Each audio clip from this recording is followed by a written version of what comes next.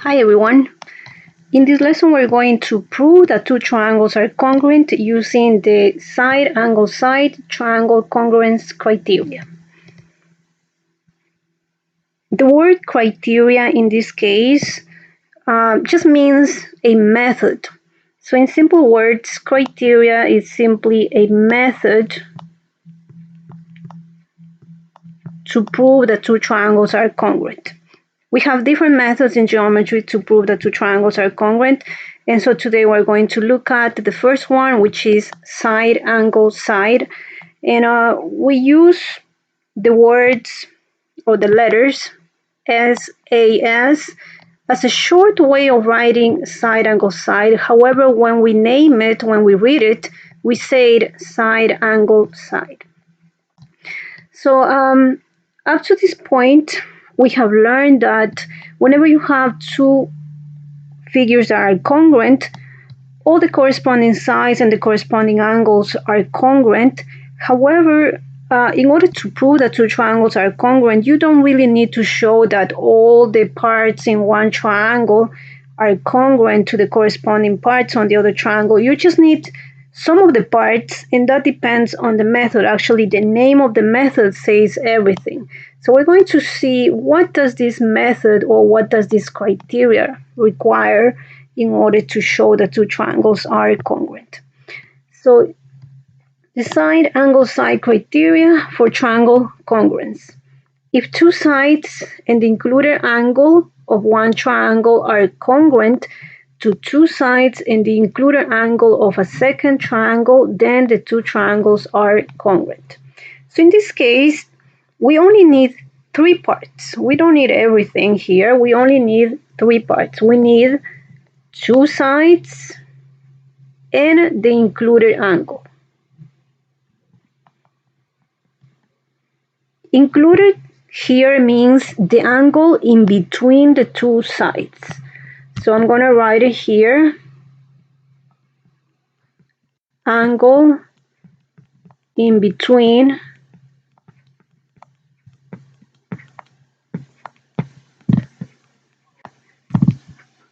the sides. It cannot be just any angle. And you can look at the name to help you remember. Is side and angle in between. So it has to be two sides and the angle in between in one triangle. And of course you need the corresponding congruent parts on the other triangle, which should also be two sides and the included angle. If you have this situation, then you can conclude that the two triangles are congruent. So I have here a diagram showing that, for example, in the first triangle, we have the first side and the corresponding one on the second triangle. And then we have the second side and the corresponding side on the second triangle. And the angle in between the two sides for the first triangle, which is congruent to the angle in between those two sides on the second triangle. So it has to be exactly like this. You cannot have just any other angle. It has to be the angle in between the sides. So if you have that, as we have in this case, we can conclude that the two triangles are congruent. So in this case, triangle ABC is congruent to triangle RPQ because of the side angle side criteria. So now we're going to practice using this criteria before we go into writing the proofs.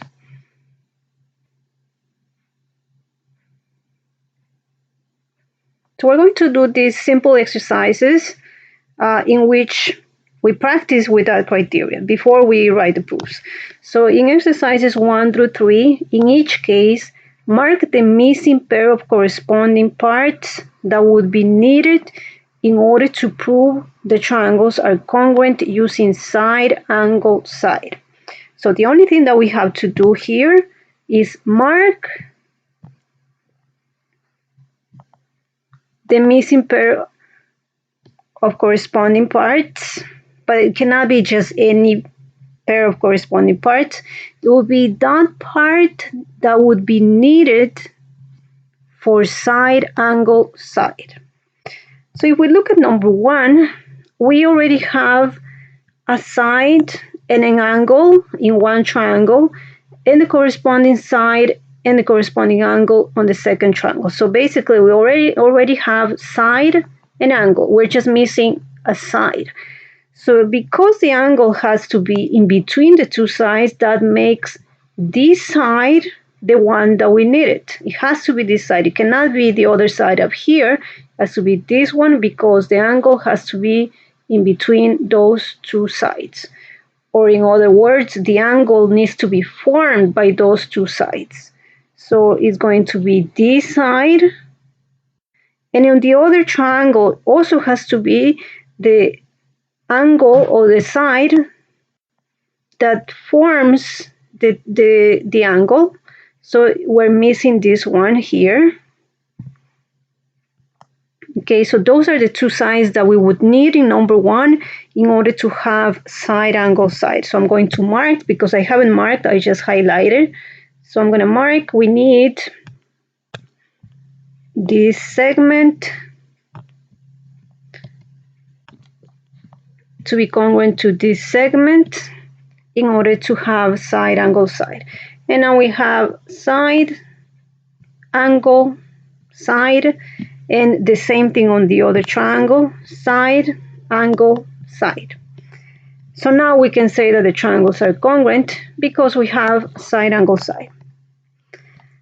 In number 2, if we see we only have one pair of corresponding sides being marked congruent, so that means we're missing two parts over here. We're missing the pair of angles and the other pair of sides.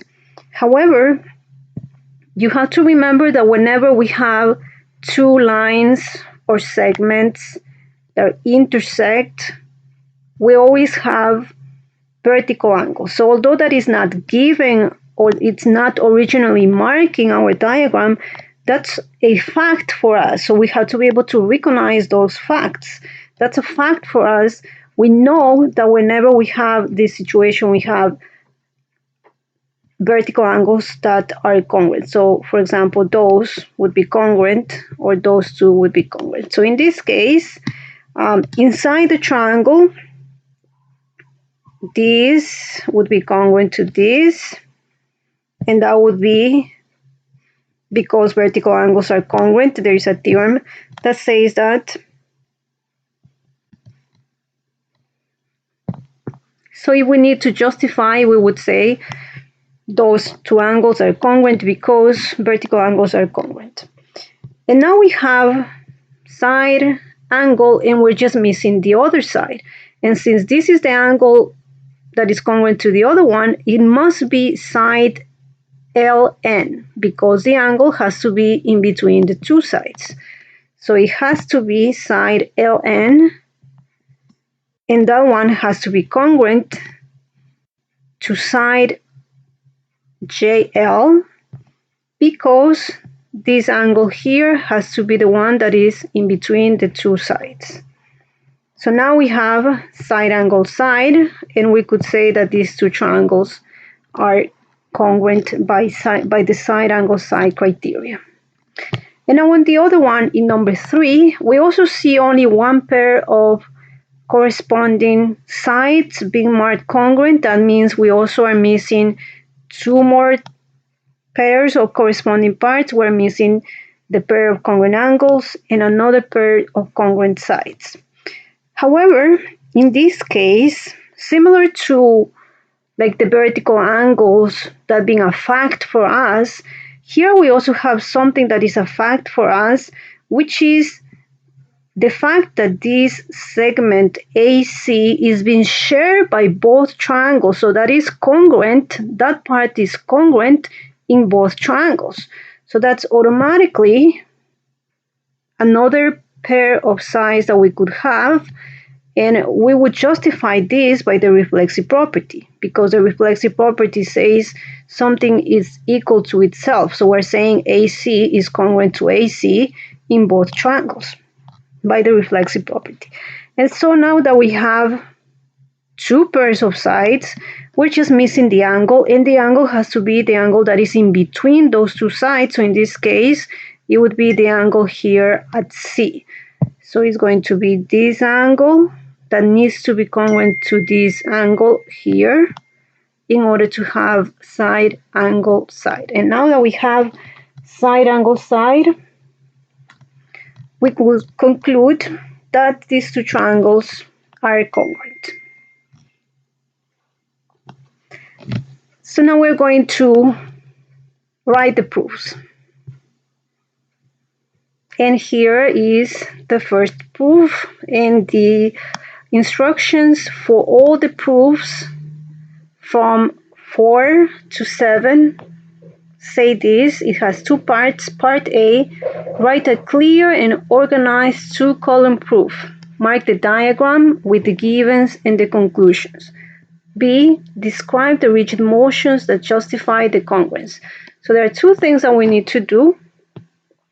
We write the proof and then identify the rigid motion. We start by marking the diagram with the givens and whatever we can get, whatever information that we can get from the givens. So very important, make sure you mark the diagram. So let's look at the information that we're given here. Given angle LNM is congruent to angle LNO, and segment MN is congruent to segment ON, and you had to prove that triangle LMN is congruent to triangle LNO. So your job is to prove that these two triangles here are congruent using side angle side. And we already have two things that are given. So we're going to mark these two things. We have that angle LNM, this angle here, is congruent to angle LNO, this angle here. So these two angles are congruent. That's given to us.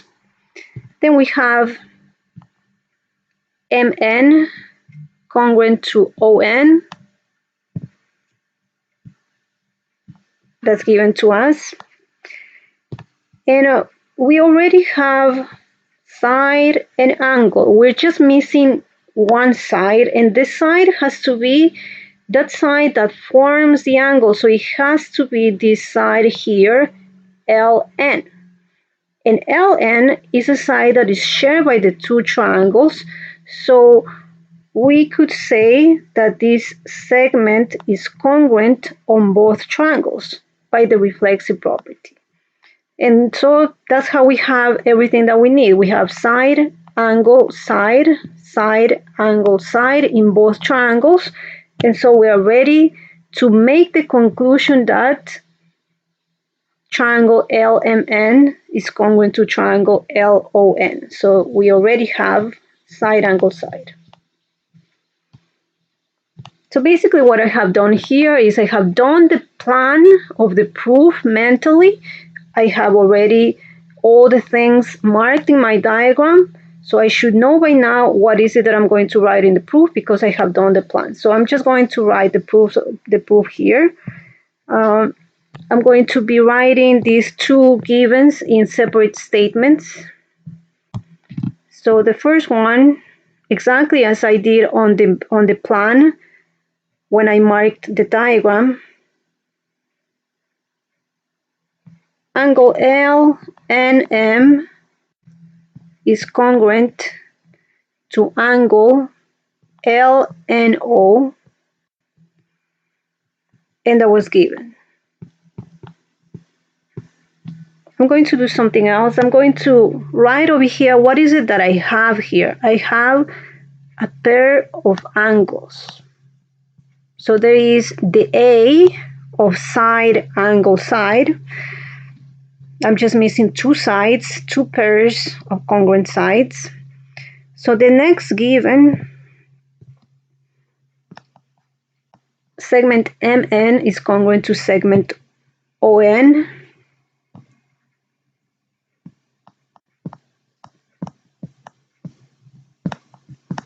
There it is.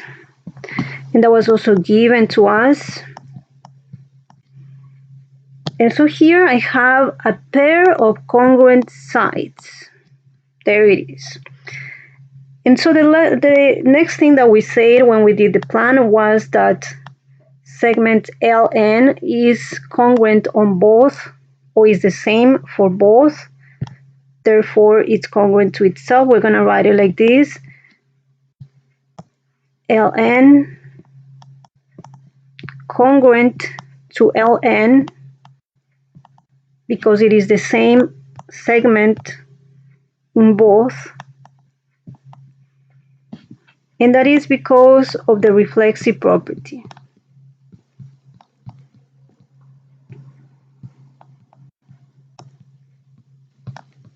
The reflexive property says that something is equal to itself, and that is obviously true. In this case, Ln is congruent to itself. And I'm going to add here what I have. I have a pair of sides. So we can see very easily here that we already have everything that we need. We have side, angle, and side. So we are now ready to write the conclusion because we already have everything that we need. We already have side, angle, side. Now we can write the conclusion, which is the triangle LMN is congruent to triangle LON by the side, angle, side criteria.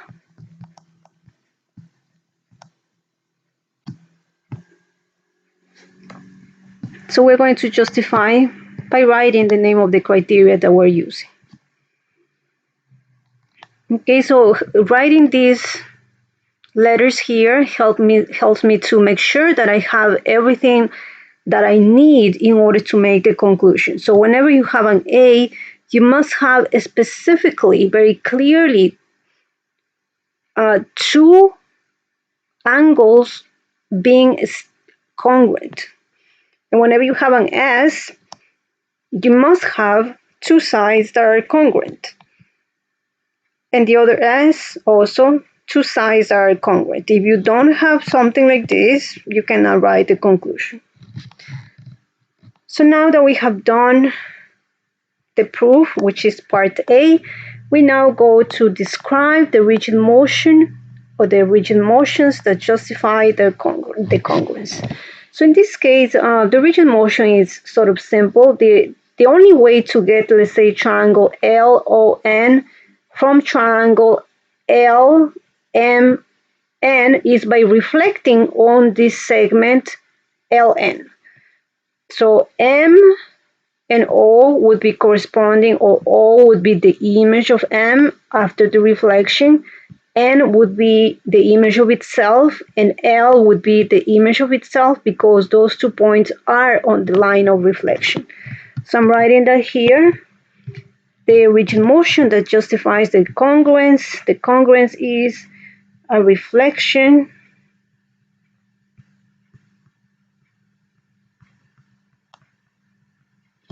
on segment LN.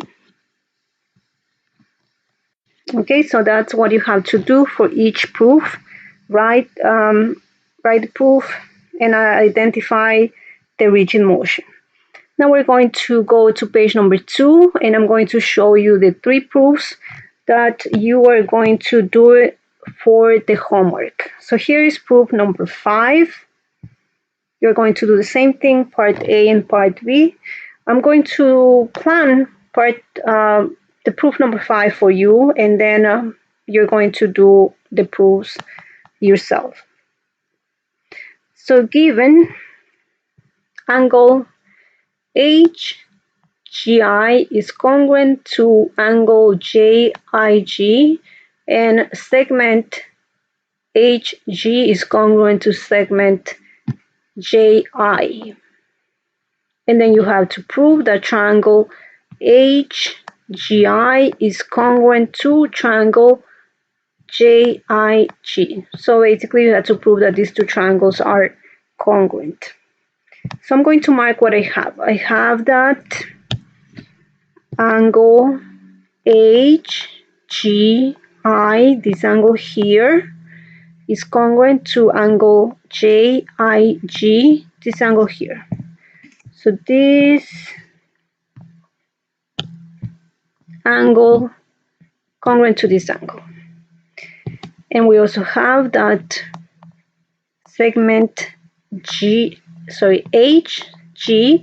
is congruent to segment JI. So this is congruent to this. So we already have side angle. We're just missing the other side. And the other side must be side GI, because the angle has to be in between the two sides. So if we consider the triangle on the top, we have the side, the angle, and it has to be this side, which is shared in both triangles. So by the reflexive property, we would have this segment congruent to itself. And so we have side angle side, and we are ready to make the conclusion. Now, what would be the rigid motion? The rigid motion needs to be here a rotation. The only way to get, let's say, triangle IHG from the other triangle is by rotating the triangle here on the midpoint of segment IG. So it would be a 180-degree rotation to get triangle IHG from triangle that would be IGJ. And actually that justifies here why do we write this in this way. Notice that we're saying segment HG, and then we're mentioning the other segment that is here at the bottom, which is GI. So we're talking about these two segments, but we're not saying this segment IJ, because we're always naming the segments according to the correspondence. And if we look at the triangle on the top, segment HG, the point G, when it is rotated, will be corresponding to J. And point G, after it's rotated, will be corresponding to I. So we will need to name according to the correspondence, since the first letter here is H. The first letter here will have to be J, because H and J are corresponding, G and I are corresponding. And that will always happens. You need to switch in some of the parts.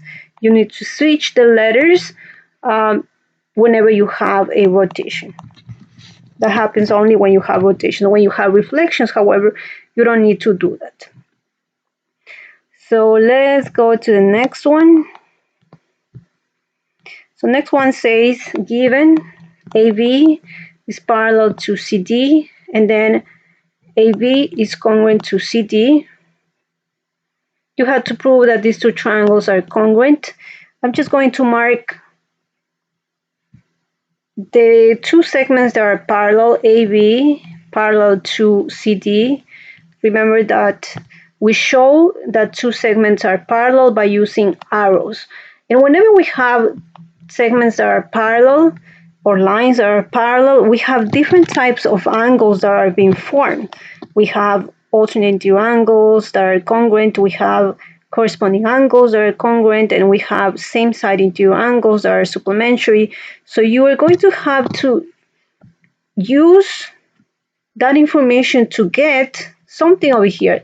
There's a reason for giving this information here. You must be able to get something from there. So think about it. What can you get from these two segments being parallel? And we also are given that AB is congruent to CD. And then you will need an extra piece of information that you can get it from the diagram.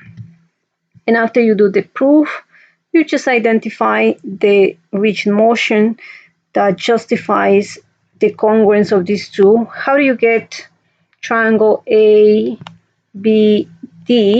from triangle CDB? Or how do you get this other triangle from ABD? It doesn't matter which one is the image, which one is the pre-image. Just how do you get one triangle from the other? And the next one, this one is very similar to the problem that I did, the last problem that I did on the last lesson. So you're given that D is the midpoint of AC. Remember what a midpoint does. It breaks a segment into two equal parts. So from getting this midpoint, you should be able to get two congruent segments here. And then you're getting also that BD is perpendicular to AC at D. Remember what perpendicular lines are. Perpendicular lines are lines that intersect to form right angles. So you should be getting right angles here. And there is also a theorem that we saw on the last lesson that says that all right angles are congruent. So therefore, if you have right angles, you have a pair of congruent angles. So you already have over there from the midpoint, you have one pair of congruent segments. From the perpendicular lines, you will get one pair of congruent angles. And then you just need to get another pair of congruent segments from the diagram. And after you write the proof, you identify the rigid motion that justifies the congruence of these two triangles. And that'll be it. So exercises 5, 6, and 7 are your homework. And that will be it for today's lesson on how to use the side angle side criteria to prove that two triangles are congruent.